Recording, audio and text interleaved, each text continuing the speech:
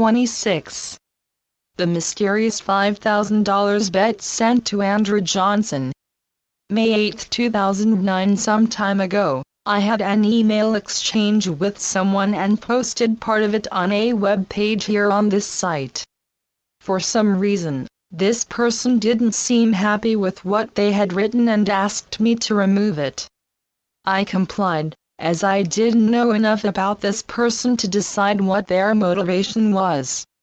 Today, this same person contacted me again, and after a fairly normal exchange where this person followed the usual pattern of making disparaging remarks and ignoring evidence, they seem to be making a bet for $5,000. Wow! Was this another Ace Baker in the making? The email exchange is reproduced below. Why did he respond again after I had said I would report him for spamming me? Isn't it strange this person thinks I should trust him when, 1. He went back on his word, contacted me soon after saying bye. 2. He ignores evidence. 3. Offers me a bet of $5,000. Does he think I respond to those emails from Nigeria? Further considerations. Analysis.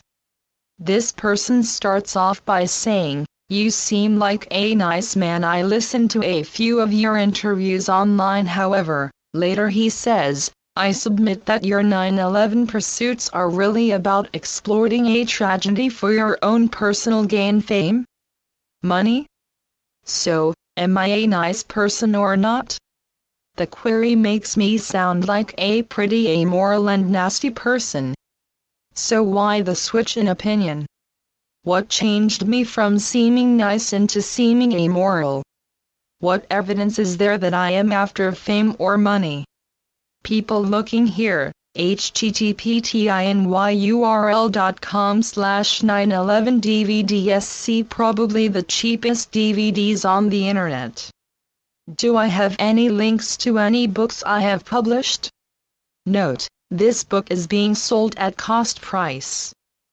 Do I charge a lucrative fee for international talks? Are there any adverts on my website?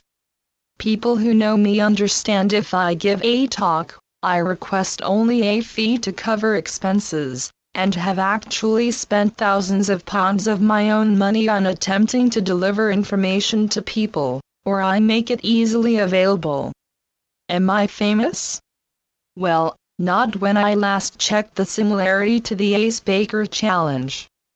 At this point, it is worth mentioning the similarity of this bet to the Ace Baker challenge. This ploy can be effective at sucking people in if they don't think clearly. Does the issue of evidence reduce to bets over money? Are court verdicts decided by a bet? How much betting is there in real scientific analysis?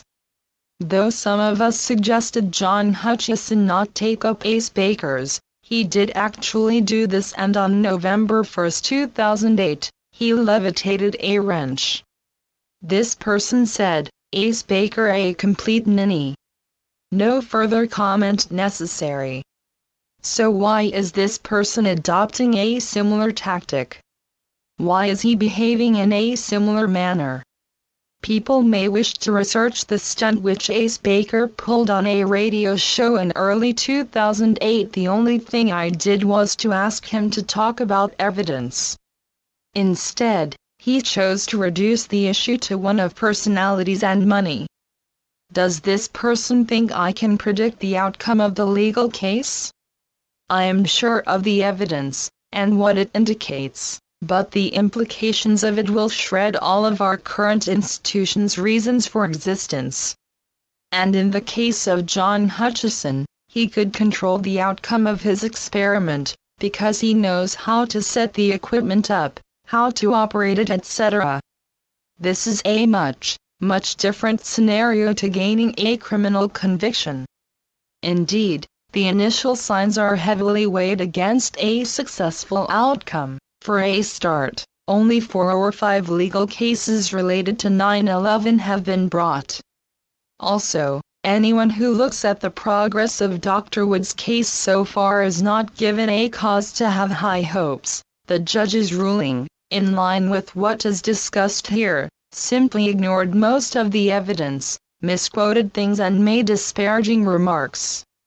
The ruling even included reference to the moon landings and the JFK assassination, which have little or nothing to do with the evidence discussed here, though questions can, of course, be legitimately raised about those topics as well, once separate evidence is gathered and analyzed. A reminder, the evidence to be explained.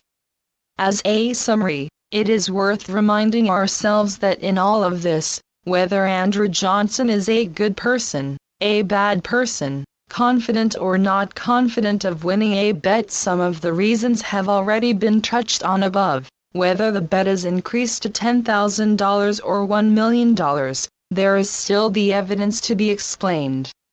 A list of questions to be answered and a set of accompanying photos has been posted by Dr. Judy Wood. Whether this person is part of an orchestrated campaign to remove the focus from this evidence, or whether they are just doing their own thing for their own reasons, does not change the evidence which has to be explained.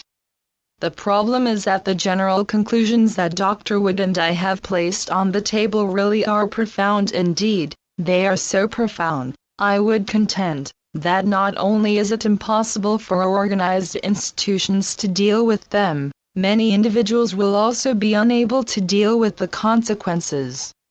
This again means that the only alternative is to consider the evidence for oneself, and if you cannot agree with the conclusions outlined here and elsewhere, then you are not required to do anything.